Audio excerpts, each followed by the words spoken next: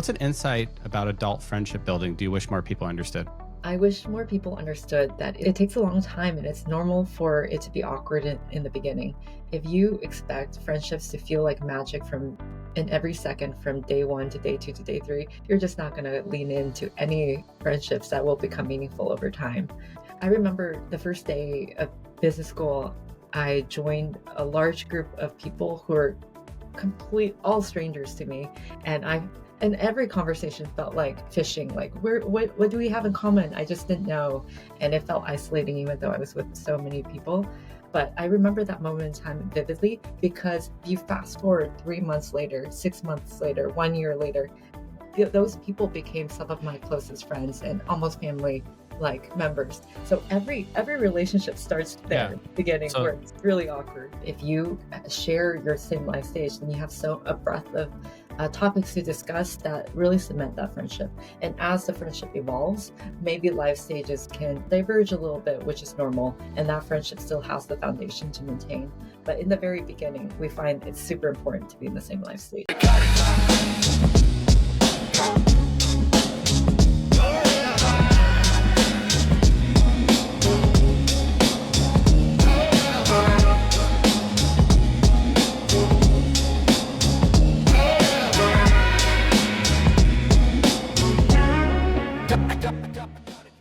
Hey everyone, welcome back to the Ignite podcast. Today we're thrilled to have Dorothy Li on the mic. She's the co-founder and CEO of Real Roots, the startup reimagining how adult women build friendship circles via guided matched experiences. She brings deep operations and growth experience and a strong mission to this work. Really excited to dive in. Thanks for coming on. Thank you. Thank you for having me. I'm excited. Yeah, so I'd love to get your background. What's your origin story? Well, my background from the very beginning is my parents were both entrepreneurs. I grew up in SoCal, and I just saw how two immigrants who barely knew the country could really take charge of their own destiny and make a really great service that a lot of people. So they're both structural engineers, so they built an engineering firm. And as an adult, I've always been working in startups. So I worked in two mission-driven edtech startups in the beginning of my career, E Academy, which is mine, and then Cambly, which I was an early employee at. And both I chose because I just felt at that time in my young adulthood that education was the most important problem I could solve for the world. But as I matured and just spent more time living as an adult, I found that the greatest problem that I faced in my own life was the sense of isolation when I would move from city to city or change life stages or go through a breakup or get in a new relationship. Anytime something like that changed in my life, it created a need for new people that supported that new life stage, and it took me a long time sometimes to find that new group. During that period, I felt isolated. I oftentimes would be following a move, so I would go from a community where I was like very, ingratiated and felt really supported into a city where I knew nobody. So I wanted to build this solution for myself foremost and all the women like me. That's amazing. And, we met via YC. Obviously, we were an investor. And what really struck us was the momentum and traction. Like you guys were some of the highest ARR coming out of the batch that we've ever seen. And it feels like you kind of struck kind of the right idea at the right time. What do you think is causing the rise of social isolation? There's this famous book, famous for me, Bowling Alone, that came out probably 20 years ago.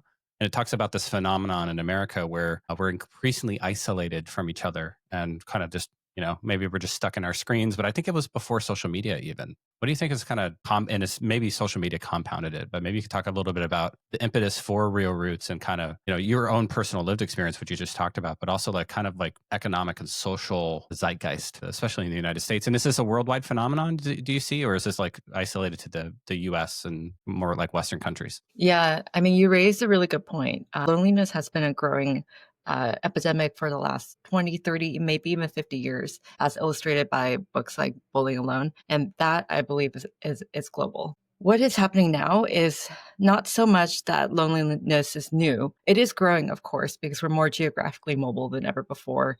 And women and men are getting married later than ever before, meaning there's this longer period of time where your friends are your family. So those two trends are only getting worse. But what changed in a pivotal sense overnight is the pandemic. And the pandemic was a period of time where everybody felt lonely at the same time. And because of that, it made it socially acceptable to think about the problem at large. Like, how does this span into other parts of my life, even when I'm not in the epidemic? It became normalized to talk about being lonely and also other mental health concerns as well. And off of the back of the pandemic, a lot of people shared the same struggle of rebuilding communities they lost during the 2 years of being a little bit more remote and also rebuilding their own social skills as well. And because of that shared cultural resonance of us all going through the same thing at the same time, we have destigmatized talking about loneliness. Maybe 10 years ago, we would have been hesitant to say that we were lonely because it would have made people feel that there was something wrong with us if we couldn't find our friends. But now it's pretty clear that loneliness is just something that happens to all of us from time to time. And we all need to rebuild our social circles when we change life stages. Because of that, there's openness now, especially with young women, to admit that you're lonely. And if you can admit that you're lonely, you can find solutions for that problem. Yeah. I have this problem myself. My personal lived experience is I moved out of the Bay Area during COVID. Yeah. So I entered this new area and I'm basically just living in my house, with my family for a year before, COVID kind of lets up and I can go out and do stuff with the local community. We meet some parents, we kind of make a little bit of friends with some preschool age parents, but most of my friends come from basketball, right?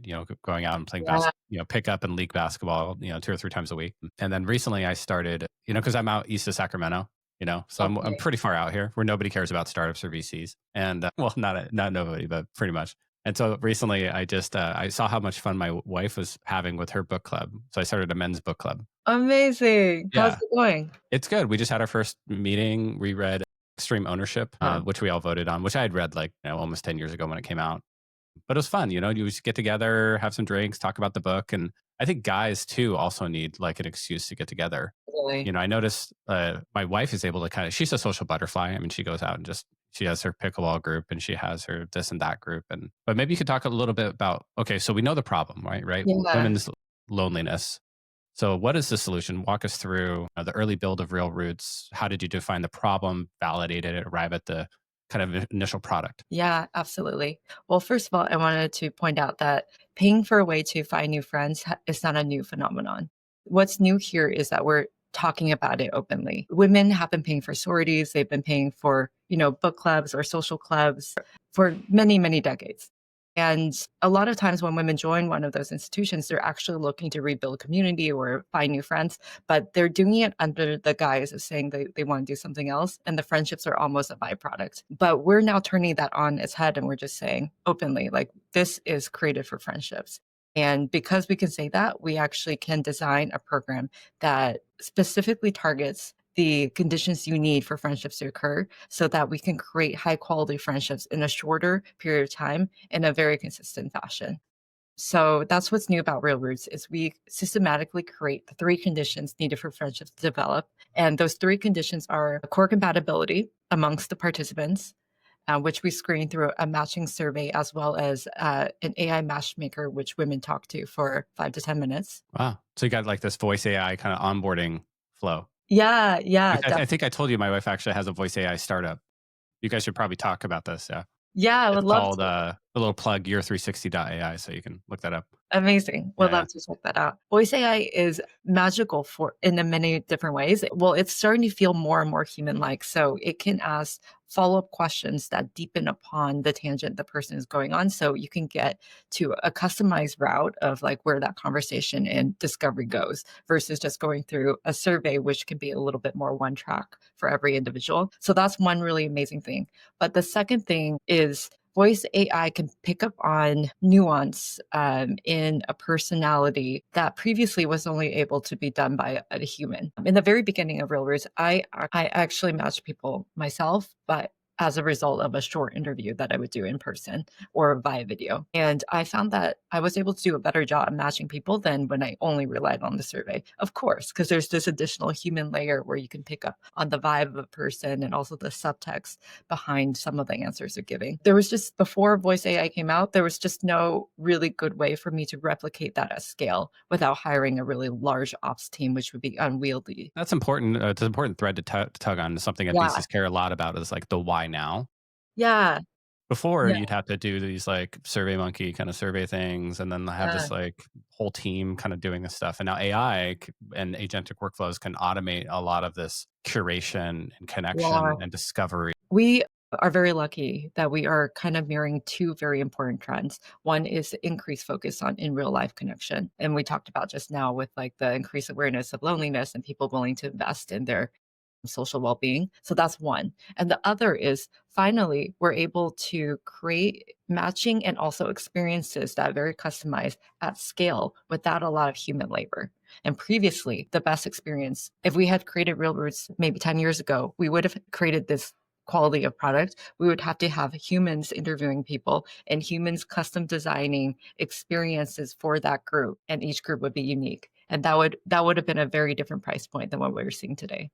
So, yeah, that's interesting. So how does your matching algorithm and process look at a high level? Like, what's some insights or surprises that the audience might be, surprised to learn about? Yeah. Well, I think what's really interesting for me is like when I first started working on Real Roots, I thought that there's going to be so many factors that matter in a friendship. I really thought that there might be like 50 to 100 factors that really matter, but and I still think that's true, but there are a few factors that matter the most. It's people really value others who are in the same state as them and who lean in and support them. So a lot of it is even just priming on the individual side. And that's part of why it's so important for us to create facilitated experiences because we create environments where everyone's leaning in, validating, and sharing deeply about one another. So that's like one. So we basically de risk and guarantee one really important trait of matching even before we match, which is everyone's mentally open and everyone's going to be sharing deeply about themselves and receiving openly about other people's shares.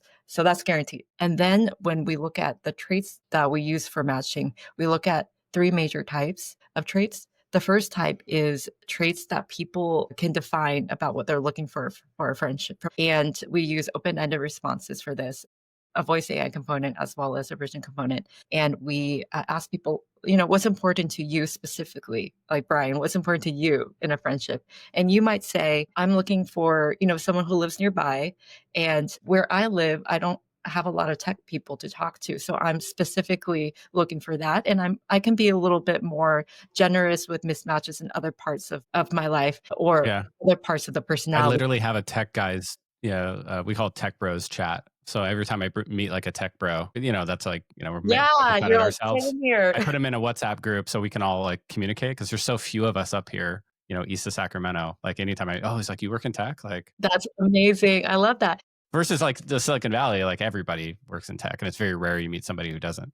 That's really clever of you because another major barrier of friendships is you just don't see them ever again. You have that initial click, and then if you don't take action like what you do in terms of creating a group and then maybe organizing another follow-on, that connection just goes off into the ethers. And that's another thing that we do in Real Roots is we ensure that you see the same people enough times as long as there's mutual buy-in. We make sure you see each other enough times for real connections to form. Yeah, but before going on a tangent, going back to the question of matching. So the first bucket of traits we look for is just what you self-report is important to you because you are self-aware to a certain extent as to what's missing in your life. The second bucket is the traits that you maybe aren't as self-aware about that are important to you, but we are because we look at tens of thousands of success outcomes. So there's kind of the explicit, what I think I want. Yeah. And then there's like the implicit, Yeah. what you can kind of discern from maybe some stories in my Mm, background or like, hey, tell me a story exactly. about your best friend or tell me a story about a friend that you wish you had in your life right now or, stuff Yeah. like that. Yeah, an example of this might be we might ask you whether you're extroverted or introverted in initial interactions, like how socially comfortable are you? And if someone we've noticed that people who are a little bit more anxious in the beginning or a little bit quieter in the beginning, they prefer or have better outcomes with people who are more extroverted or social in the beginning because that personality type can draw them out. And that's something that a lot of people who identify as maybe slower to warm up aren't self-aware about but we are because we look across a large set of data. Other examples of this are like if they happen to be from the same hometown or same region as you are from, you might not know that that's super important to you, but statistically we can see that that is important for friendships. And even more superficial is like even if they were in the same clothing item as you, if you have an Aura ring and they have an Aura ring, or you like bands t-shirts and they're wearing a band t-shirt, things like that even predict friendships. And then the last bucket is the bucket that voice AI has been really useful for, which is traits that people are not very self-aware about. So it's very hard for them to self-report. And because of that, we have to use an external third-party assessor. Examples of this is your level of quirkiness, your level of emotional stability, your level of thoughtfulness, even your intelligence to some degree. A lot of these traits can be important for matching, but people are not very good historically at self-reporting those traits. So we use voice AI as well as open-ended survey questions where people write in almost an essay format response. We use those two inputs to kind of determine those traits. Really fascinating. So I'm guessing you have some fun success stories about some of the matches and groups you've created. Do you have any that come to mind off the top of your head? Yeah, definitely. Well, countless bridesmaids. But the most fun story I had was one of the first groups I ever ran. And I matched them by hand because we didn't have tech back then.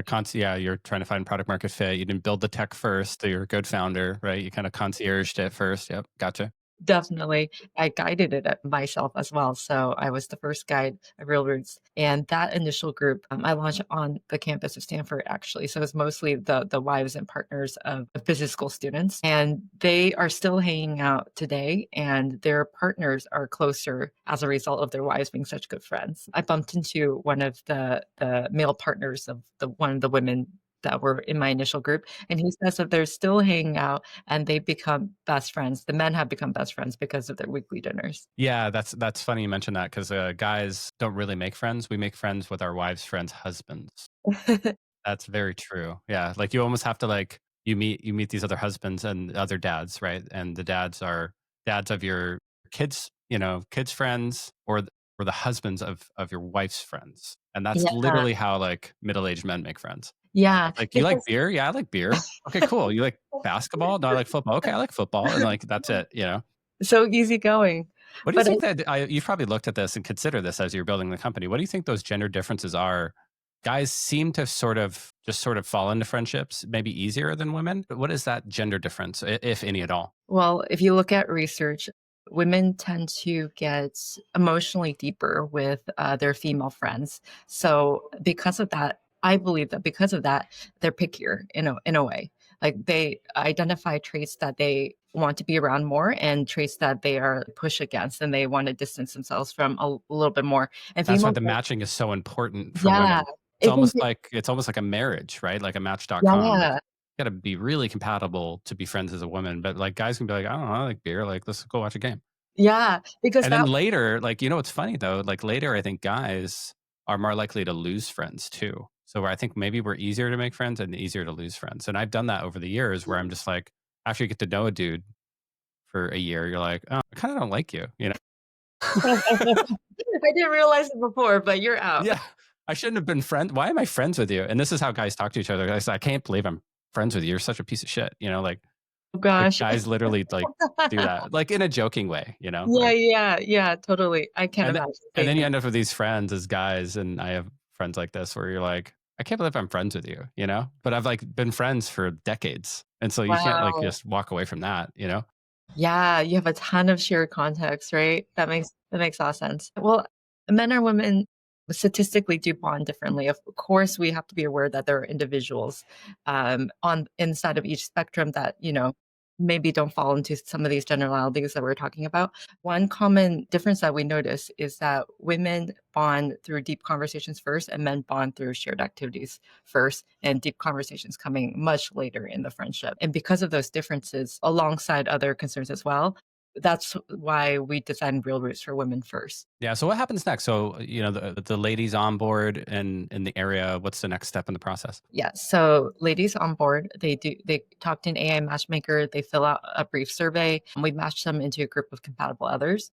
They get to meet their group in person one evening alongside a guide who is our point person and facilitator for the evening. And she leads icebreakers and deep conversations. So it makes it really easy, even for quieter people. How many people are there in the group? Uh, about 10. About 10. Okay, so that's enough to have a couple side conversations going at once. Yeah. Actually, we make it a group conversation. That's why Okay. it's so important to have a live facilitator. It's very common without a facilitator for you to talk to just one or two people the entire night and not be able to form an opinion about the Right. rest. Right. And it's also really common to not go super deep because you would generally we're taught to just stay on the surface in initial interactions, but that facilitator just is able to launch in with some meaningful icebreakers and deep conversation topics so that you peer under the hood very rapidly.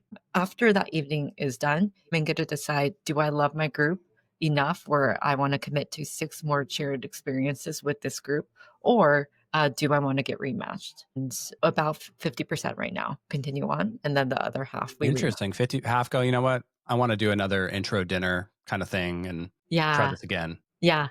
Wow. Or our matching's getting better over time, but yeah, that's what it Okay. currently is. And so half, so out of 10, 5 will say, hey, let's meet again. Yes, Yeah. let's pay for the program, which allows us to have Real Breeze coordinate and lead 6 more meaningful experiences for us. Interesting. So how do you price it for the first meeting versus the 6 additional meetings? The first meeting we consider internally like a paid trial.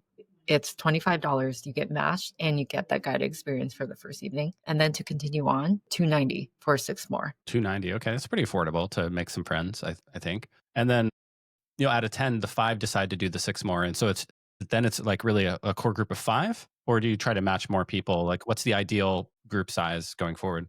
That's a really good question.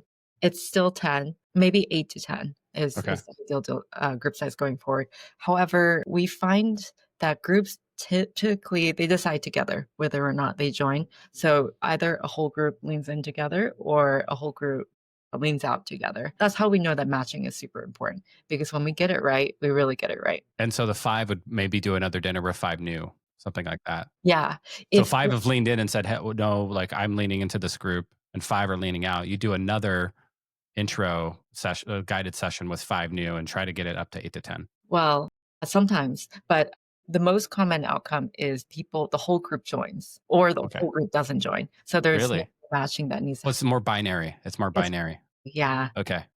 Sometimes there are groups that are mixed and then we need to match them with another cluster that's compatible.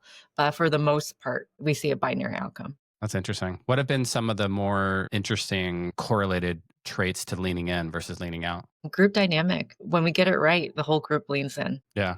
That's so fascinating. It's so fascinating. I almost think it's a snowball. Once 5 or 6 women have leaned in, the rest lean in rapidly. Right. Yeah, that's kind of interesting social dynamics. And then Mhm. what do the next 6 sessions look like? What are those? So, because our stated goal is to help people make new friendships, we're able to create in real life experiences that are extremely conducive to just that. So, each experience contains an activity and also deep conversation components, all led and facilitated by the same guide. The activity component is different each time, and we strategically surface a different part of the person's personality each time. So, one night might be more arty. One night might be a shared challenge, like an escape room or a scavenger hunt, and then another night might be board games, and so on and so forth. And it kind of depends on the group because you have all the insights on what they Right. like, what they don't like. Yeah, absolutely. And then each night we have a different vein of conversation topic. So one night we'll be talking about friendships, the next one family, the next one career, etc. By the goal is by the time you are done with a 6-week series of shared experiences, you feel like you know a little bit about every dimension Is that's it 6 important. sessions over 6 weeks or is it like every other week or 6 and then what sessions. happens so 6 weeks have gone by and now we're roughly 2 months in and then what happens? And then we have a subscription pickup. And we're still figuring out what it looks like though. And we've been experimenting with a number of different solutions. So if you can imagine our value prop is matching plus the creation of meaningful experiences, right? That's our core value prop. After the 2-week it's a 2-month period, you might have found a core group of people that you are really excited about. So your need for friendship matching, whereas it might not be gone, is decreased, but your need for the planning and coordination and curation of meaningful fun experiences hasn't decreased. So you can imagine the follow-on product just being a planning product for the group, or you could also imagine us adding in different types of matching that you still have a strong need for. It might be more friends. It might be specialty friends like professional groups or neighborhood groups or mom groups or, special identity groups. Like for me, maybe female founder groups, etc. So we're still exploring what it looks like going forward. Yeah. That was a good problem to have, though. I mean, if you're getting people through the funnel and then it's like, okay, how do we keep them engaged on a platform? What do you think about rolling this thing out? I mean, I would imagine you have to kind of do it city by city and balance supply and demand and all that stuff. It's kind of a semi marketplace model. How are you thinking about that? Yeah, we're a three-sided marketplace model, so we definitely roll out city by city, like you described. But I think what has surprised us with a lot of investors is we're our geo launch motions is very streamlined. As soon as we tag in a city, we can pretty much serve them. Like we have a very small list of things that we need to do in order to serve a city. So we launch a new city potentially every 4 days. But that being said, once the city is launched, it is a marketplace. We'll launch a city even if we have enough demand for one group because Right. we might as well. That Right. group is well matched, they're ready to go, might as well launch. But as we get bigger in that city, as time goes on in that city, we get bigger through word of mouth and through marketing efficiency. We're able to form many more groups in that. Yeah. I'm guessing the guide here is kind of remote, right? Because you can't have a guide in every city. Or do you see like kind of the Uber model where you have a guide locally kind of Yeah. every evening doing stuff? The latter. It's the Yeah. Uber model. Yeah. So, we are a three-sided marketplace. We have users, we have guides who are 1099 workers, just like Uber drivers, and then we have venue partners, host some of these meaningful experiences that we're at. Like, for example, if we're hosting ping pong, it would be with a ping pong venue, or if it's a book club or something, it'd be maybe at a restaurant or something like that. So those are the three sides. So before we are able to tack on a geo, we ensure that we have some liquidity on all three sides. Right. Yeah. Yeah. That's smart. How are you thinking about growth levers? I mean, I would imagine, you're getting some good word of mouth, but how do you think about kind of filling that funnel as you roll it out? Yeah, that's a really good question. So we're super early. We just don't know yet. We're experimenting with a number of different new growth channels. So we have one channel that works well for us, word of mouth, of course, and two channels that work well for us, word of mouth, of course, and then Instagram as well, where we post organic and also paid content. And we just haven't really figured out any other channels that work yet. But I would imagine Instagram promise ads are we pretty will. effective, They are definitely Yeah. effective. Then you have to think if they're effective, probably influencers are effective and probably TikTok is Right. probably Yeah. effective. We just need to spend the time to experiment and grow these things out. Yeah, keep in mind we currently only have 3 people, so Super early startup. Super early startup with a lot of traction with the right idea at the right time. It's a great investment. thank you. So looking ahead, what are you excited about over the next, 12 to 18 months? I'm really excited to grow the team and to experiment a lot more with retentive products. So, what comes next for our engaged user base, right? They loved Real Roots. What's the next thing that we can solve in their lives? And then, of course, how do we attract more users through new acquisition channels? Yeah. So, we're going to figure out the next stage. I'm Yeah, excited. so exciting. Let's do some kind of wrap up questions. What's an insight about adult friendship building do you wish more people understood? I wish more people understood that it takes a long time and it's normal for it to be awkward in the beginning. If you expect friendships to feel like magic from in every second from day one to day two to day three, you're just not going to lean into any friendships that will become meaningful over time.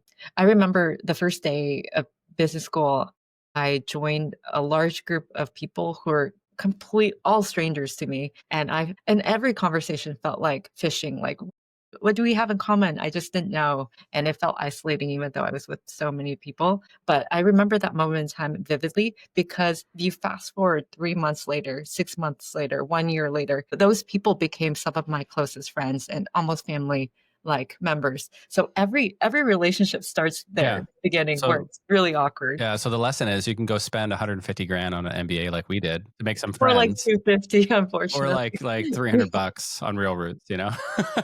So it's funny if it's not too far off from the truth. It really isn't.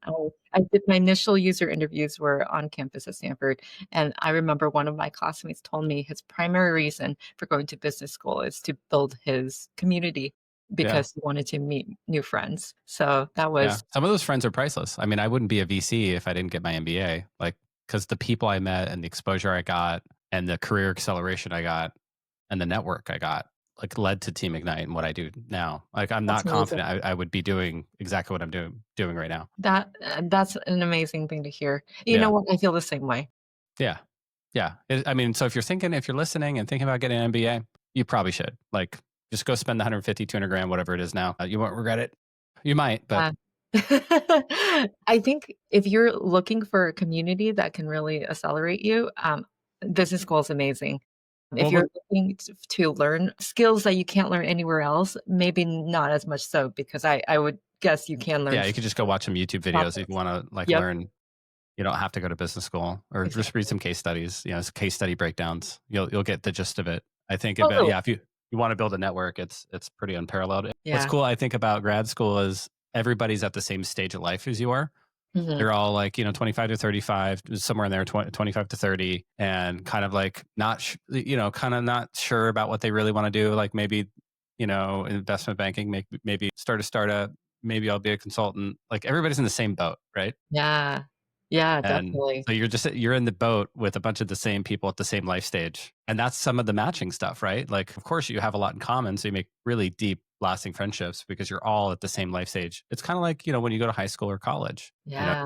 you're kind of thrust into this experience together at the same life stage. You're just going to make friends. Absolutely. Especially at the beginning of the friendship, if you share your same life stage, then you have so a breadth of topics to discuss that really cement that friendship. And as the friendship evolves, maybe life stages can diverge a little bit, which is normal, and that friendship still has the foundation to maintain. But in the very beginning, we find it's super important to be in the same life And stage. I'd hate to say this because it's going to sound, I don't know, maybe bad, but you're also with the same level of intelligence people because there's this GMAT sorting mechanism. So, like, if you get a 720 in your GMAT, you could go to Stanford or Berkeley, Harvard, or whatever. Like, if Yeah, you get a that's fair. 650, you're probably at like, like some UC school. And if you get a 600, you're probably at some state school. Fair. Yeah. It's fair. It's kind of true. So, if you could go back and do one thing differently, what would it be? In life or in business? Let's Okay. Well, in life, I mean, I'll get vulnerable here. For a long time, I was scared that I was single for so long. mm. And I spent most of my 20s single and a chunk of my early 30s single as well. Are there like I saw this meme the other day where like a woman was like, I spent my entire 20s saying no to a bunch of guys that would have been great husbands, and now I'm chasing a bunch of guys in my 30s that I would have not even given the time of day in my 20s. Something like that. It was like some meme like that. I know that's very relatable. I was lucky enough to find an amazing partner and husband now, but I do wonder what that other life would have been like if I had leaned in a little bit earlier and had a partner for a longer period of time because my life is just really happy now. I have a great partner, and there's no doubt in my mind that if you're in a happy marriage, you're happier than a single person. And of course, if you're not in a happy marriage, I think you're less happy than a single person. Also true. So it's hard to know what the counterfactual would have been. Would I have been more happy or less happy? But I wish I had met my current partner earlier so I could have enjoyed this period of, without kids, where we're Yeah. focused on work and supporting one another longer, because this part is really fun. I've known my wife long enough that I went to her 21st birthday. I'll say that. And we were still just friends at the time. And I'm in my mid 40s. So we've been together since that age, over 23, 24 years now. So Wow. yeah, How long were you friends for before you made the I move? wouldn't call it friendship. I'd call me like chasing her and courting her for like 7 months. But yeah, I was in the friend zone for about 6 months. Not bad. I mean, it's really hard to get out of the friend zone, so you clearly did it right. Yeah, I could be a pompous, cocky asshole, and especially 25 years ago when I was in my early 20s. And so when she met me, she was like, "Who's this guy?" I was wearing gel in my hair, like spiky hair, and like, "Ah, I'm not into this guy." And I had to like, yeah, I had friends around us that were like, "Dude, why don't you just like hang out with her and be yourself?" And that really worked. Oh, that's amazing. What Yeah. a good learning that being yourself is better than being any image, right? Yeah, don't try. Yeah, that's the lesson for any guys listening in their 20s. Just be yourself. Yeah. And if being yourself isn't working, then like she's not the right girl for Right you, one. and that's No, fine. absolutely. Yeah, the same thing applies for all human relationships. Yes. So let's get back to business. What would you change? Yeah. Yes, this is harder to be sure about because I definitely don't know what the counterfactual would have been like, given that the timing of hitting the market with Realtors right now is so good. But I think a lot of female founders, like myself, struggle with feeling ready to start a company in the very early stages of our career. So I definitely felt that way. I mean, I did start a company, but it didn't go that well. And instead of getting back up and starting another one, I joined a startup as an early employee, learned a whole bunch, which was amazing and makes me a much better founder than I would have been otherwise. But I do wonder, did I need to be at a company for 6.5 years to get ready? And I wonder if that's because as women, we second guess ourselves a little more. And I waited until I was super, super, super ready. And then I started a company. I do wish, and I hope more women take the leap earlier. Yeah, me too. We need more women founders for sure. And I've Yeah, definitely over the last 5 years seen more and more. I think it's starting to be a thing. great. Just like there's more women college graduates now, I think in the future, maybe 5, 10 years from now, there'll be more women founders. Hopefully. I really hope so. I was just in the YC batch, as you know, and I think it's about 5% in YC. So it was Wow. very small. And in terms of all female teams, both founders were three founders are women. It seemed to be in the whole batch of over 100 teams, maybe just two or three, maybe three. Yeah. Yeah, Yeah, that sounds right because I've backed over 100 YC teams at this point, and I think only one or two of them are all women founders. It's very, very rare. it's so rare. And thank you for backing us. We're proud to be one of those. Yeah, and I think we also talked about kind of the skew of age in YC too, because Yeah, as you're an older. MBA, a little older, I think the average age in YC. I don't know if you have a stat for that in the last batch that you're in, but it feels like it's like 25 now. Like Yeah. 23 is the average age or something. It's pretty young. I don't know if I've seen a stat, but that's what my gut tells me through Yeah, interacting with everybody. that's my gut. I mean, I backed a 17-year-old that dropped out of high school. That 17-year-old is incredible, by the way. Like, Right, some of the smartest founders are right. super young, so I have nothing but respect for someone that is able to do it that young. I will say that I don't know if I was ready at 17 or even 21. So I was still like grinding towards Wall Street in my early 20s. I'm going to be rich and successful in Wall Street. And then I got there and I was like, I hate this. And I was like, oh, what do I like? I don't know. I don't even know who I am. And I didn't figure it out until I was 40, just mm, trying things, trying things, trying things. But but it's amazing that you tried so many things and you got there. A lot of people never get there. right. It makes me a great investor because I can kind of look at all these things, and I've like done every role and like Yeah, in a lot of different industries. So I'm kind of a generalist, like a super yeah. generalist, but it makes me kind of unemployable too. Well, then you just have to make your own job, don't you? That's it. Yep. That's Team Ignite. Yep. What do you think is your greatest regret in your career? Oh, well, you're turning it around. I'm on the podcast now. I think my greatest regret is chasing success and money too early and not like trying to figure out what I really like, right? And so when I got to Wall Street, I told this story 100 times on this podcast, but so any regular listeners are rolling their eyes right now. But when I got to Wall Street, 25, 26, worked really hard to get there, and I'm like making good money, and I'm like, I hate my life and I don't want to do this. Yeah. And so I was like, okay, well, if I had, what do I want to do? I have no idea. Mm, Okay, if I had 10 or 20 million in the bank and never had to work again, what would I work on? yeah. And that was like existential crisis. Like I was like, well, I have no idea who I am. Yeah. Because if I was retired and I won the lottery tomorrow, I had no idea what I'd do. I'd travel, of course. I'd play guitar and I have my hobbies and stuff and play video games, whatever, read books.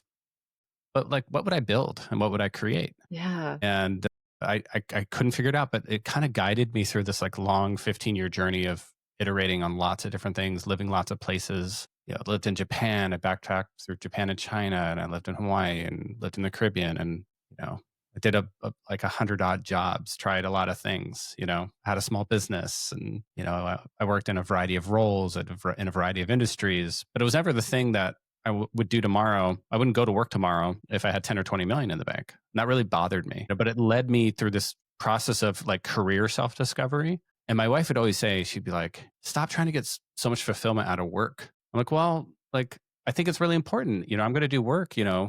lot, 2,000 hours plus 2,500 hours a year. Like, I really want to go to work. I'm And with I you. got into product and that was pretty good. I liked building product. I built a lot of ad tech, martech, sales tech, AI powered, cool big data system stuff. I led AI at Amazon, the whole deal. And that was fun. Got the MBA along the way because I was, kind of climbing the ranks in product and stuff.